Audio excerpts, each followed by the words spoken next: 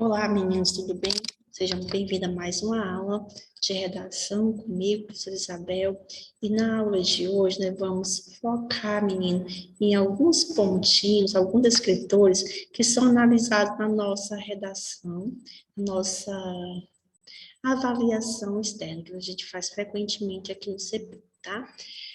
Durante essas avaliações externas, que são realizadas constantemente, nós notamos a carência de alguns conhecimentos de vocês, principalmente relacionados a alguns descritores, tá? E é sobre esse descritor que nós vamos falar na nossa aula de hoje. Por exemplo, de acordo com as nossas avaliações externas, percebemos que nós temos aí carência em identificar a tese de um texto, tá? Então, nós vamos realizar hoje uma aula que foca nessa questão de tese, para identificar a tese do texto, de modo que nas próximas avaliações, nossos resultados sejam melhores, tá? Então, veja, temos nossa aula texto argumentativo, estrutura da redação, tem como objetivo identificar a tese do texto. Para iniciar a aula, eu vou ler aquela mensagenzinha do dia para vocês, tá? Aquele que tentou e não conseguiu é superior àquele que não tentou. É para você refletir aí sobre o seu dia a dia de estudo e perceber que nem sempre você vai conseguir, mas o fato de tentar já causou uma enorme diferença, tá? Você saiu do seu ponto morto, do seu conforto, para tentar chegar aí ao seu objetivo. Então, um bom dia, uma boa aula para você. Vamos falar agora do nosso conteúdo, tá? Primeiro momento, vamos esclarecer aqui, deixar bem claro para vocês a diferença entre tese e argumento. A tese, ela constitui a ideia principal para a qual um texto pretende a adesão do leitor ou ouvinte. É o objetivo do conhecimento do leitor ou ouvinte. Perceba que, quando você vai fazer um texto, o qual você tem o objetivo de expor e defender seu ponto de vista, é necessário a sua tese, que é a ideia que você defende, né? Você só pode argumentar em favor de algo que você defende. Então, assim, se você vai produzir um texto e vai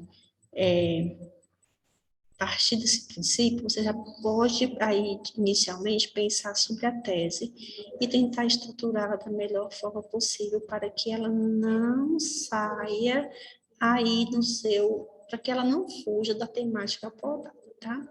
Uma boa tese, ela te possibilita bons argumentos, você consegue argumentar com clareza, com objetividade, você consegue ter convencimento. Então, veja, a tese é a ideia principal. Se ela é a ideia principal, essencialmente, ela tem que aparecer no início do texto, né? Porque é a partir dela que você vai alinhar todas as demais ideias que vão estar aí a favor daquilo que você diz, tá bom? Então, lembra, a tese é a sua ideia principal, ela difere do tema, porque o tema é o assunto sobre o qual você vai falar, tá? E ainda mais, ela difere dos argumentos, porque os argumentos são o quê? São os motivos, as razões que você, enquanto escritor, utiliza para tentar convencer o leitor aí da sua tese, tá? A maioria de nós não nos damos conta, mas nós estamos o tempo todo dissertando, argumentando sobre determinado assunto. Nós temos um ponto de vista sobre o qual o ponto de vista que nós defendemos. E nós argumentamos em favor dele, querendo convencer o outro.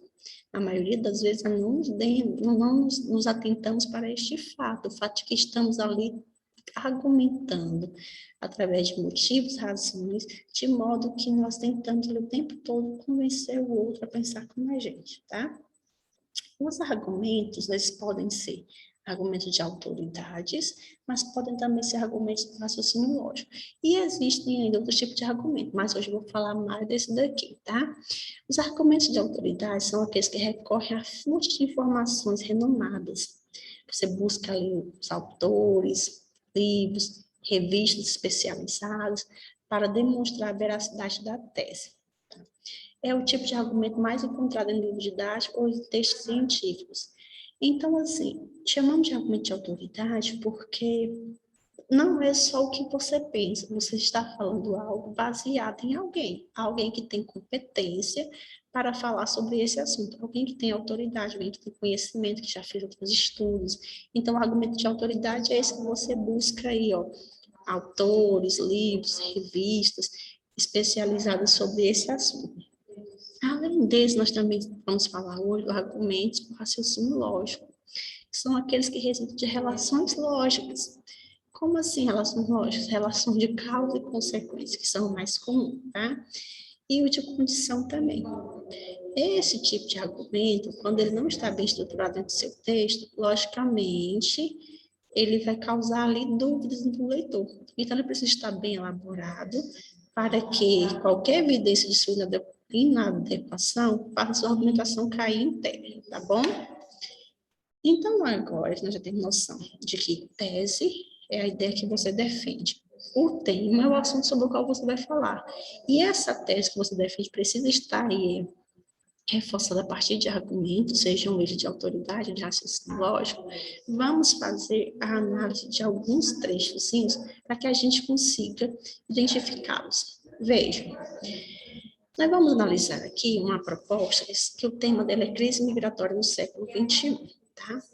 Aí vamos pensar assim, constatando que no Brasil existe um grande número de correntes migratórias que se deslocam do campo para as médias ou grandes cidades. Beleza, nós encontramos aqui desse tema, eu já tirei essa ideia, tá?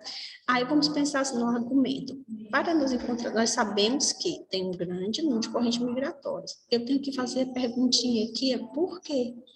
Por que que tem esse grande número de correntes migratórias? Na hora que eu digo por quê, eu estou dizendo qual é a causa. O que tem causado essas correntes migratórias, tá?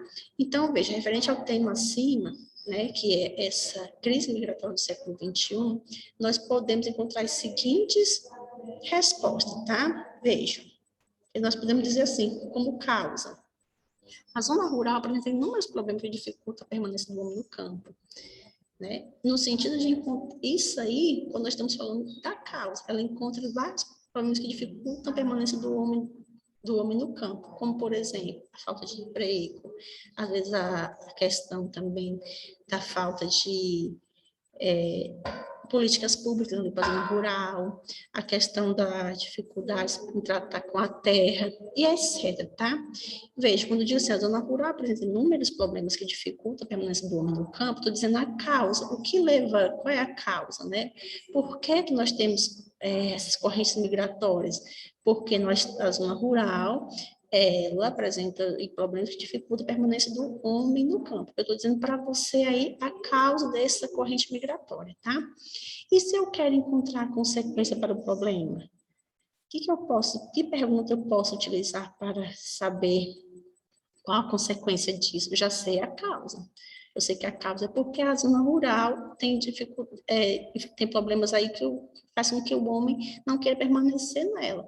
E a consequência disso? O que acontece em razão disso? Veja, o que acontece quando o homem sai do campo e vai para a cidade? Porque assim, eu tenho uma causa, ele não quer ficar no campo, porque a zona rural apresenta grandes dificuldades, tem problemas ali. Aí, se ele não quer ficar na zona rural, ele vai para a cidade, nós vamos ter um problema aí, né? E quais são os problemas? Então, a gente pode perguntar assim, o que acontece em razão disso? É uma pergunta que cabe aí, veja. Em consequência disso, a gente pode dizer, as cidades encontram-se despreparadas para absorver esses imigrantes e oferecer-lhes condições de subsistência e de trabalho. Veja que a causa e a consequência citada neste exemplo podem ser perfeitamente substituídas por outras. Cabe a você, enquanto aluno, buscar encontrá-las aí, tá? Desde que tenha relação direta com o assunto, beleza? As sugestões que eu apresento para vocês, de forma nenhuma, são únicas. Então, é apenas uma sugestão. Dentro desse tema, você pode buscar outras causas e outras consequências. Olha, o tema é crise migratória no século XXI. Você tem que pensar assim, por quê? Por que que isso acontece? É a causa. Você encontrar o porquê, você vai encontrar a causa. Aí você tem que pensar assim, e a consequência disso? Então, você encontra aí a consequência, aí você já está utilizando a questão do argumento de causa e consequência. E para encontrar a consequência, você pode fazer a pergunta que isso acontece por quê? Isso acontece em razão de quê? Tá? Então, igual a gente fala lá dos fatores motivadores.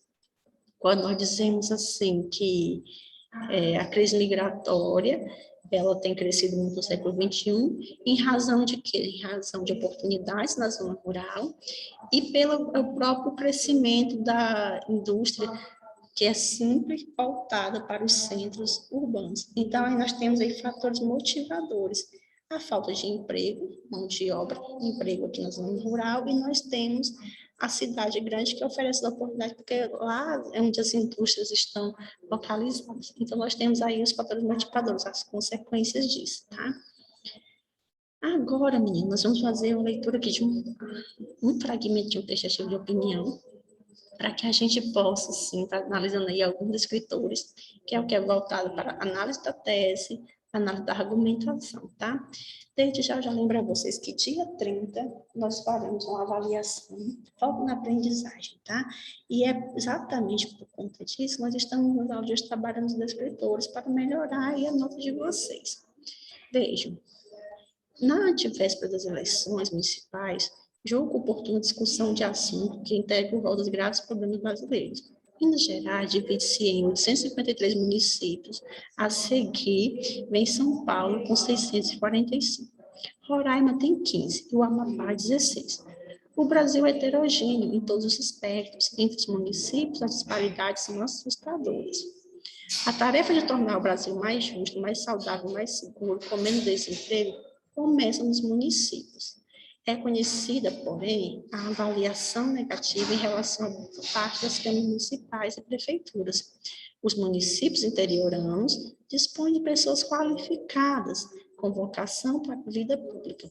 São mulheres e homens de todas as idades e profissões, trabalhadores honestos, lúcidos, que se afastam da política pelo temor do contágio. Nós temos aqui um trecho, né, do artigo de opinião do Bazianotto Almir, tá? Saiu do Correio Brasiliense. A temática de cara, a gente já percebe que está falando aqui sobre a questão política. Né? O tema do artigo de opinião é sobre a questão política. Ele fala que é importante, né, a discussão sobre os problemas brasileiros, aí bem na próxima, a política, período de política. Então, vamos ver o que temos aqui. Diz assim: o artigo de opinião traz como tema. Nós vamos analisar aqui a questão do qual o tema, qual o assunto abordado no artigo. Você vai dizer, Isabel, mas aí é só um trecho. Mas pelo esse trecho, o que você pode identificar? Veja, e tem os problemas do brasileiro, e tem B, as eleições municipais, e tem C, a justiça no Brasil, e tem D, o desemprego nos municípios, e tem C, e tem E, a qualificação das pessoas. Qual item está relacionado ao tema do que nós já acabamos de ver? O que vocês me dizem? Eu vou esperar, vamos pensar. Problemas brasileiros, eleições municipais, justiça no Brasil, desemprego no município, a qualificação das pessoas. Eu poderia dizer assim, as eleições municipais, mas aqui, né, veja, está bem aqui, ó. Então, começa exatamente pela questão das eleições municipais, porque a gente parte das eleições para discutir as necessidades de que sejam tomadas medidas em relação à política, né? Certo? Então, nós vamos partir aqui de que o tema seria as eleições municipais, é o que dá início aí à discussão, tá? Outra questão, em qual trecho a seguir há uma opinião do autor? Onde vamos encontrar a opinião do autor? Onde é que nós vamos ver o ponto de vista do autor? Porque, claro, que quando você tem uma tese, você tem os argumentos para defender, mas vamos pensar em fato e opinião diferenciados. Veja, na antevéspera das eleições municipais, julgo oportuno discussão de assuntos que integram o rol dos graves problemas brasileiros. Minas Gerais divide-se em 853 municípios, a seguir vem São Paulo, 645. O Brasil é heterogêneo em todos os aspectos. Os municípios interioranos dispõem de pessoas qualificadas com vocação para a vida pública. Entre os municípios, as disparidades são assustadoras. Onde está a opinião do autor relacionada a essa questão? Não, tivesse essa mensagem, eu vou pôr uma discussão do assunto, que integra o Código Grave do brasileiro. Aqui ele está apenas colocando algo que ele julga ser necessário, né? Veja, é interessante discutir, mas ele não deixa claro aqui a opinião dele. Minas Gerais admite 853 municípios, São Paulo 645, isso aqui é um fato, não é opinião. O Brasil é heterogêneo em todos os aspectos, também é um fato, não é uma opinião. Os municípios terão dispõe de pessoas qualificadas com vocação para a vida pública, também é fato, né? Aonde nós vamos encontrar opinião entre os municípios, as disparidades são assustadoras. Aqui fica clara a opinião do autor, né? Essas disparidades, essas diferenças são assustadoras. Então, a gente consegue perceber aí que nesse trecho aqui a opinião do autor, porque de repente, quando eu disse essas disparidades são assustadoras, é assustadoras para o autor, para outra pessoa, no caso eu, você talvez não seja assustador. Então, aqui nós encontramos, sim, a opinião do autor. Percebo que fato é aquilo que você pode provar, né? Normalmente eu digo assim, o assunto que integra o rol dos graves problemas brasileiros é um fato. Nós temos a eleição municipal, é sim, né? É bom, está relacionado a problemas brasileiros daí. Minas Gerais tem 853 municípios, São Paulo também. O Brasil é heterogêneo, é fato. O município interior dispõe de pessoas qualificadas, fato. Então, assim, opinião, disparidades assustadoras, tá? Fica muito claro essa questão aqui, porque de repente uma outra pessoa com outro olhar não julgaria assustadoras essas disparidades, tá? Então, meninas, espero que vocês tenham conseguido compreender aí a questão da relação tema, tese, argumento, tá? Que é o nosso descritorzinho, nós temos que trabalhar na aula de hoje. Caso você esteja com dúvida, entre aí na sala de WhatsApp e pergunta para mim. E não esquece de deixar o seu nome aqui nos comentários do vídeo e também na frequência da nossa sala. No mais, beijo, muito obrigada e até a nossa próxima aula. Beijo, meninos.